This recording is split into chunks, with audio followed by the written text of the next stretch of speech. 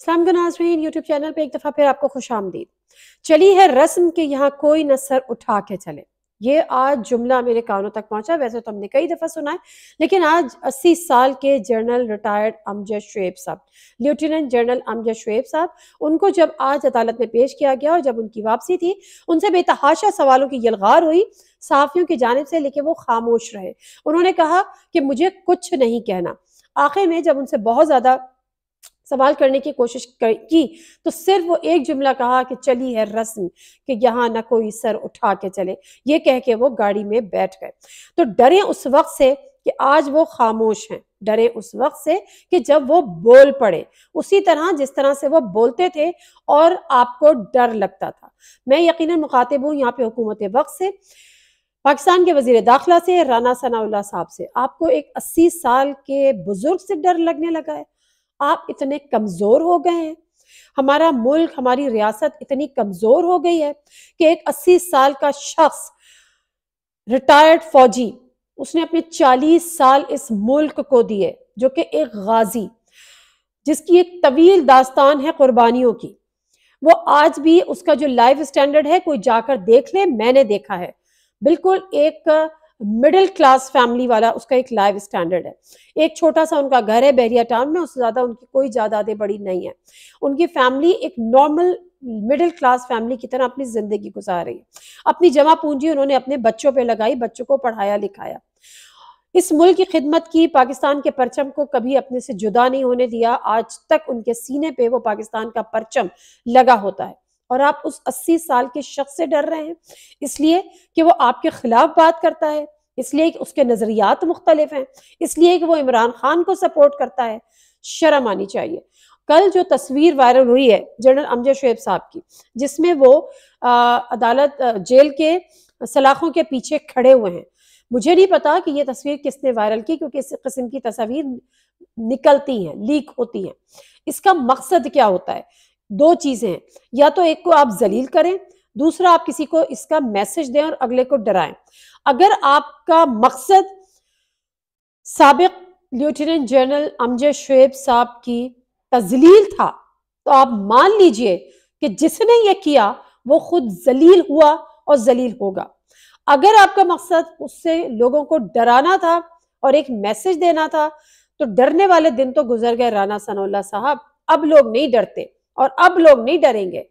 आप देखिएगा कि होता क्या है। पहले जबानें बंद थी, अब जबानें खुली हैं। जो इमरान खान साहब ने सोशल मीडिया का जिक्र किया था ना, इमरान खान साहब वाहिद सियासतदान है जिन्होंने सोशल मीडिया की, डिजिटल मीडिया की इंपॉर्टेंस को रियलाइज किया, उसको समझा, और आज सारे के सारे उससे डरते हैं, उससे मार खा रहे हैं, उससे मात खाते हैं, उससे डिफेंसिव हुए पड़े हैं। ये हमें पता है, हम बहुत कुछ हमें पता है, लेकिन हम बोल नहीं सकते। तो सिर्फ कहने का मकसद यह है कि शर्म आनी चाहिए। कोई शर्म, कोई हया।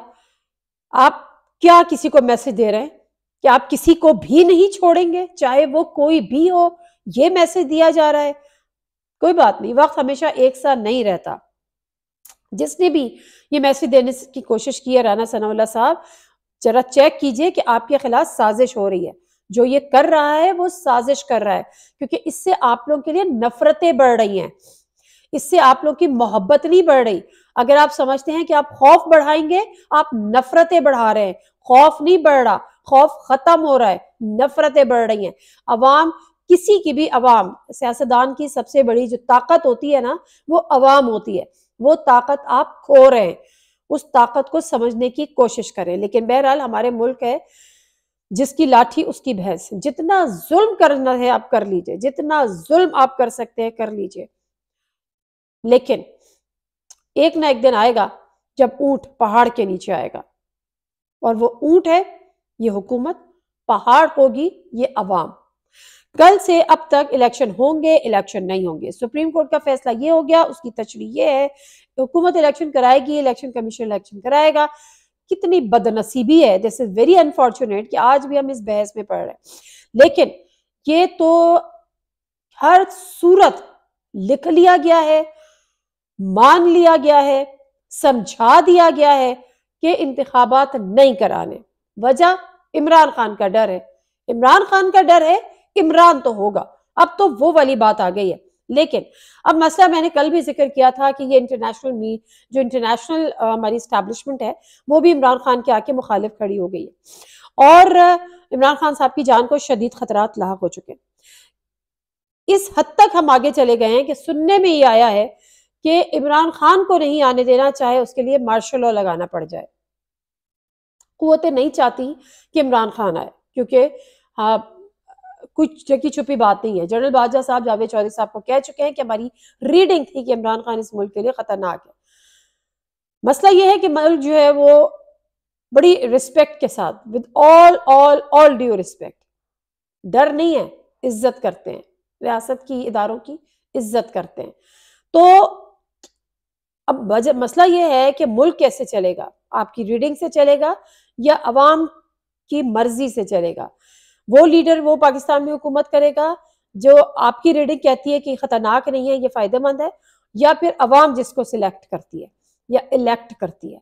तो ये चीजें जो हैं वो बड़ी आगे तक जाएंगी और अब मसला ये है कि दोनों तरफ से जोर लग रहा है। इमरान खान साहब भी हार मानने वाले नहीं है और ये बात भी तस्लीम कर ली गई है कि इमरान खान जैसा दिलेर और बहादुर और हिम्मत वाला लीडर इस मुल्क में पैदा ही नहीं हुआ था। भुट्टो साहब के लिए जरूर कहा जाता है, लेकिन भुट्टो साहब के लिए का जो आपने हशर किया इन्हीं अदालतों से उनको उनकी जुडिशियल मर्डर उसको कहा जाता है। और लेकिन अब मसला ये है कि वो 70s नहीं है, अब ये 2023 है। जो इमरान खान साहब सोशल मीडिया की बात करते हैं ना, तो सोशल मीडिया इस वक्त मोस्ट पावरफुल मीडियम है, इससे आप टकरा नहीं सकते। अब दो तीन चीजें हैं। PMLN की जहां तक अगर हम बात करें, जो हुकूमत है जो कहती है कि किसी सूरत मर जाएंगे, इलेक्शन नहीं कराएंगे, मर जाएंगे, अवाम में नहीं जाएंगे, क्योंकि आप ऑलमोस्ट मरे हुए हैं। अब मसला यहाँ पर क्या है? मसला ये है कि आपका सारा के सारा इन्हिसार था IMF के साथ डील में। IMF की डील नहीं हो रही। IMF ने 1998 वाली कड़ी तरीन शराइत आयद कर दी है। आप किसी सूरत अभी 6 मार्च का 8 मार्च का जो शेड्यूल जारी किया है उसमें पाकिस्तान कहीं भी नहीं है, पाकिस्तान एजेंडे में शामिल ही नहीं। अब आपसे मईशत संभल नहीं रही, आपसे गवर्नेंस हो नहीं रही, आपसे इंतखाबात आपसे होते नहीं हैं, इंसाफ आपसे होता नहीं है, महंगाई आपसे कंट्रोल नहीं होती, सहाफत पर कदगने आप लगा रहे हैं, अपने जो मुखालफिन हैं उनको आप पकड़ पकड़ के जेल में डाल रहे हैं। मुझे कोई एक भी अच्छा काम कर बता दें कि जो आपके आने से इस मुल्क के लिए अच्छा हुआ हो, आपके आने से इस अवाम के लिए अच्छा हुआ, सिवाय इसके कि आप आए, आपने नैब की तरमीम की और अपने केसेस माफ करवा लिए। अब मसला यह है कि अब आपको शौक सिर्फ चढ़ा हुआ है, वो जो पावर का नशा होता है ना, ये शहबाज शरीफ साहब को पावर का नशा है, उनको इससे कोई गर्ज नहीं है। जिस तरह से पीपल्स पार्टी, मैं हमेशा ये बात करती हूँ कि सदर आसिफ अली जरदारी जब सदर बने, उनकी हुकूमत आई, वो एक पावर का नशा था जिसको वो इंजॉय करने लगे। वो पार्टी जो हमेशा से उसका एक पैटर्न था कि वो एंटी एस्टैब्लिशमेंट थी, ऐसे गठजोड़ बनाए के बढ़ाने के बजाय आसिफ अली जरदारी ने अपनी पार्टी का खात्मा कर दिया और पार्टी को सिंध तक महदूद कर दिया। आज PMLN बिल्कुल उसी रविश पे चल पड़ी है। आप ये वक्ती जो पावर है, जो पावर का नशा है, शहबाज शरीफ साहब आप उसको एंजॉय तो कर लेंगे, और आप एंजॉय कर रहे हैं किस कीमत पे कि अवाम मर रही है, लेकिन आप इसको एंजॉय कर रहे हैं। और ये एंजॉय करने के बाद आपके हाथ क्या आएगा, ये जब आप अवाम में जाएंगे तो फिर आपको पता चलेगा, लेकिन आप अवाम में जाने का इरादा नहीं रखते। अब मामला क्या है? मामला ये है कि तय ये कर लिया गया है कि इमरान खान साहब को नहीं लाना, चाहे उसके लिए हमें कुछ भी करना पड़े, कोई भी कीमत देनी पड़े, और उस कीमत में मार्शल लॉ भी एक एक्सट्रीम एक सोच है।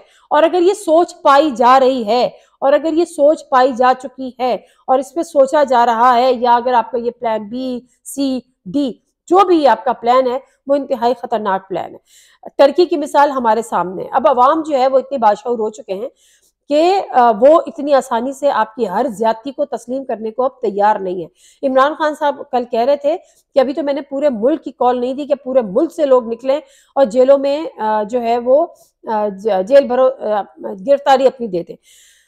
मुलाकात होती है किसी से तो वो कहते हैं हमारे अवाम कहाँ निकलती है, सोशल मीडिया की हद तक है। अब ये अवाम का भी इम्तिहान होगा कि अगर इमरान खान साहब कॉल इस किस्म की देते हैं तो वो कितना रेजिस्ट करती है।